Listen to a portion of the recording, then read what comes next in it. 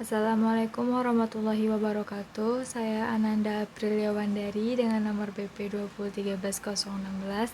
Di sini saya akan menjelaskan mengenai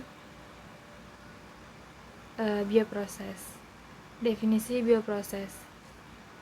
Bioproses adalah produk untuk menghasilkan satu produk dengan menggunakan konsep-konsep utama berupa bioteknologi, biologi, dan teknik rekayasa bioproses. Teknologi bioproses adalah teknologi yang berkaitan dengan segala operasi dan proses memanfaatkan organisme baik dalam fase hidup maupun produk enzimnya untuk menghasilkan suatu produk. Bioproses tidak hanya mengenai teori bagaimana membuat suatu produk dengan menggunakan mikroorganisme, lebih luas lagi teknik bioproses memegang kendali dalam desain bioreaktor, studi fermentasi, kondisi operasi, kualitas produk, keamanan produk, dan penunjang produksi lain. Ilmu dalam bioproses memegang peranan penting mulai dari skala laboratorium hingga skala pabrikan, mulai dari rekayasa genetika sel mikroorganismenya hingga rekayasa proses produksinya. Mikroorganisme. Mikroorganisme atau mikroba merupakan organisme yang berukuran sangat kecil sehingga untuk mengamatinya diperlukan alat bantuan. Mikroorganisme disebut juga organisme mikroskopik. Mikroorganisme seringkali bersel tunggal atau uniseluler maupun bersel banyak atau multiseluler. Namun, beberapa protista bersel tunggal masih terlihat oleh mata telanjang dan ada beberapa spesies multisel tidak terlihat mata telanjang. Pengertian enzim. Enzim adalah katalis biologis yang tersusun dari molekul protein di alam. Enzim diproduksi oleh sel hidup, hewan, tumbuhan, dan mikroorganisme. Hampir setiap reaksi di dalam sel tersebut membutuhkan keberadaan enzim.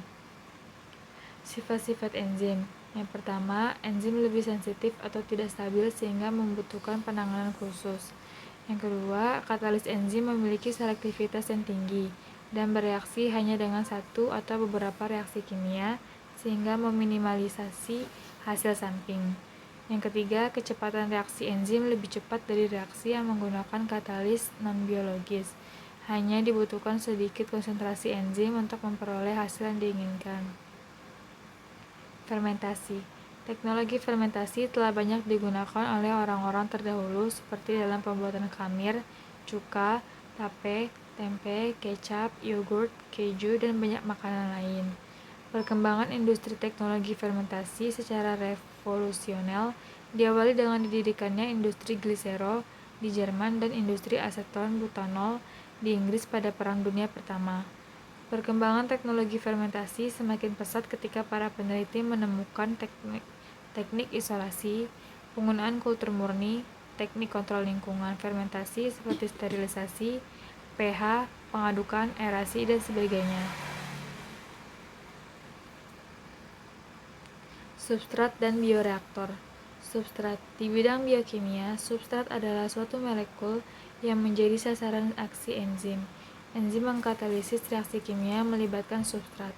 Dalam hal substrat tunggal, substrat berkaitan dengan situs aktif enzim dan terbentuk kompleks enzim substrat.